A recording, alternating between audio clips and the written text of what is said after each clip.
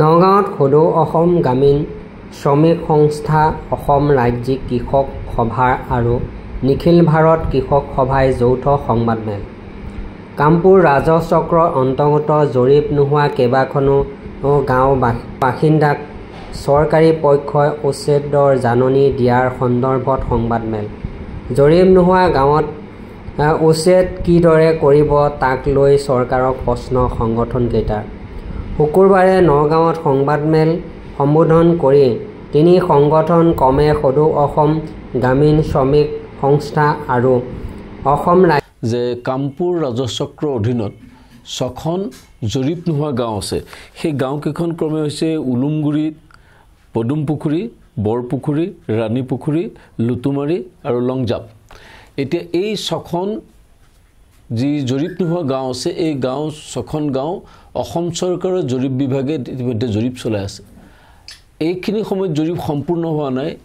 এই সময়খিনিত লুতুমাৰী নগাঁও বন সংমণ্ডলৰ পৰা লুতুমাৰী ৰিজাৰ্ভ ফৰেষ্ট বুলি তাত প্ৰায় 1800 পৰিয়াললৈ উচ্ছেদৰ জাননী প্ৰেৰণ কৰিছে। এতিয়া আমি এই কথাটো ক'ব বিচাৰিছোঁ যে যিহেতু তাত বনাঞ্চল, সংৰক্ষিত বনাঞ্চল আৰু জৰীপ নোহোৱা গাঁও, ইয়াৰ কোনো লাইনৰ চাৰিসীমা নিৰ্ধাৰণ হোৱা নাই আৰু এই চাৰিসীমা নিৰ্ধাৰণ নোহোৱাকৈ তাৰ যিটো উচ্ছেদৰ নটিচ দিছে, উচ্ছেদৰ নটিচটো বন্ধ কৰিব লাগে। ইয়াৰ লগে লগে আমি এইটো কথাও কৈছোঁ যে সেই অঞ্চলত 85 চন অৰ্থাৎ 80 চনমানৰ পৰাই তাত মানুহে বসতি স্থাপন কৰি আহিছে। 85 চনৰ পৰা 2025 চনলৈকে যিবিলাক ভোটাৰ তালিকা ওলাইছে, সেই ভোটাৰ তালিকাবিলাকত ওলাই আছে লুতুমাৰী মুক্ত বনাঞ্চল। আনহাতে দেখা যায় যে তাত যিবিলাক প্ৰাথমিক স্কুল আছে, জল জীৱন মিছনৰ আঁচনি আছে, তাত যিবিলাক মডেল অংগনবাড়ী কেন্দ্ৰ আছে, এইবিলাক লংজাপ, পদুমপুখুৰী NCৰ অন্তৰ্ভুক্ত। আৰু সেই NCৰ অন্তৰ্ভুক্ত লোকসকললৈ আজি উচ্ছেদৰ নটিচ পঠাইছে। যিসকল লোকলৈ উচ্ছেদৰ নটিচ পঠাইছে তেওঁলোকৰ যদি লোকেশ্যন আপোনালোকে চায়, সেই নিৰ্দিষ্ট NCবিলাক জৰীপ নোহোৱা গাঁওবিলাকৰ লোকেশ্যনবিলাক দেখা যায়। ইয়াৰ লগতে দেখা যায় যে সেই অঞ্চলত মানুহে 2001 চনৰ পৰা 2021 চনলৈকে তৌজু পট্টা প্ৰদান খাজানা দি আহিছে। তৌজু খাজানা তেওঁলোকে দি আহিছে। ইয়াৰ উপৰি তেওঁলোকৰ তাত যি NRCত নাম অন্তৰ্ভুক্ত হৈছে, তাতো তেওঁলোকে সেই নিৰ্দিষ্ট যি জৰীপ নোহোৱা গাঁও আছে, সেই জৰীপ নোহোৱা গাঁৱৰ নামতে তেওঁলোকৰ NRC হৈছে। আনকি তাত কামপুৰ ৰাজচক্ৰই 2011 চনত 1 বিঘা মাটি তাৰ এটা নন কে কিছামতত তেওঁলোকে এখন চৰকাৰী বিদ্যালয় সংস্থাপন কৰিবৰ কাৰণে দিছে।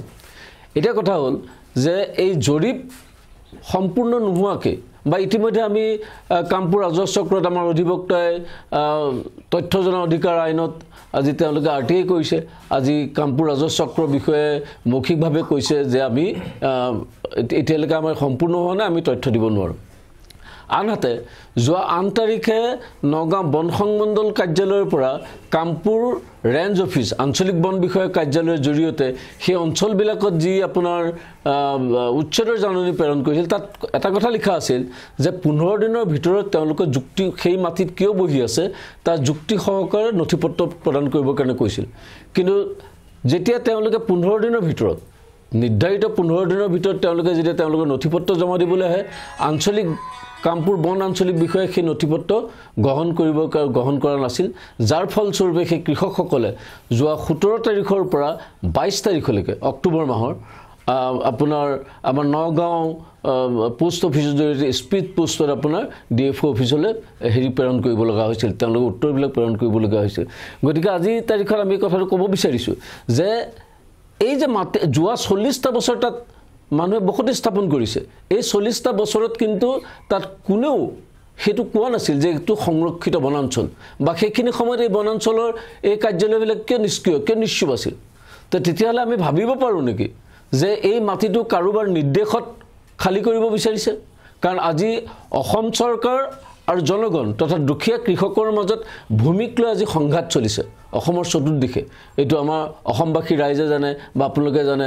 বা আজি যি উত্তৰ কাছাৰ কাৰ্বি আংলং 6 শিডিউল এৰিয়াত যে হাজাৰ হাজাৰ বিঘা মাটি আম্বানী আদানীৰ কাৰণে প্ৰস্তুত কৰিছে দি দিছে সেইখিনি সময়ত আমাৰ মহামান্য উচ্চ ন্যায়ালয়ে হস্তক্ষেপ কৰিব লগা হৈছে এনেকুৱা এটা পৰিৱেশ চলি আছে সেই আমি ক'ব বিচাৰিছোঁ যে আমি বনাঞ্চলৰ পক্ষত বনাঞ্চল ৰক্ষা কৰিব লাগিব কিন্তু ইয়াৰ অৰ্থ এটো হ'ব নোৱাৰে যে তাত জৰীপ নোহোৱা অঞ্চলত যি দৰিদ্ৰ দুখীয়া কৃষকসকলে তেওঁলোকৰ জীৱন জীৱিকা চলাই আহিছে তেওঁলোকৰ জীৱন জীৱিকা পৰিচালনা কৰি আহিছে তেওঁলোকৰ জীৱন জীৱিকা শেষ কৰি দিয়া আৰু তেওঁলোকক তাৰ পৰা উচ্ছেদ কৰি দিয়া সেই কথাটো আমি মানি ল'ব বিচৰা নাই বা আমি সহজে মানি ল'ব পৰা নাই তিনি সংগঠনে সেইকাৰণে আমি কৈছোঁ যে তেওঁলোকৰ জীৱন জীৱিকাৰ অৱস্থাটো চলি থাকক আৰু এই মাটিটো নিশ্চিতকৰণ হওক সীমা নিৰ্ধাৰণ আৰু সীমা নিৰ্ধাৰণলৈকে এই উচ্ছেদ বন্ধ ৰাখিবলৈ আজি আমি নগাঁও জিলা উপায়ুক্ত নাছিলে তেওঁৰ উপায়ুক্তৰ অনুপস্থিতিত আমি কি আছিল তেখেতৰ শিল্পী শিখা আমি পণ্ডিতৰ জৰিয়তে এখন মেমৰেণ্ডাম আমি দিছোঁ তেখেতে এখন মিটিং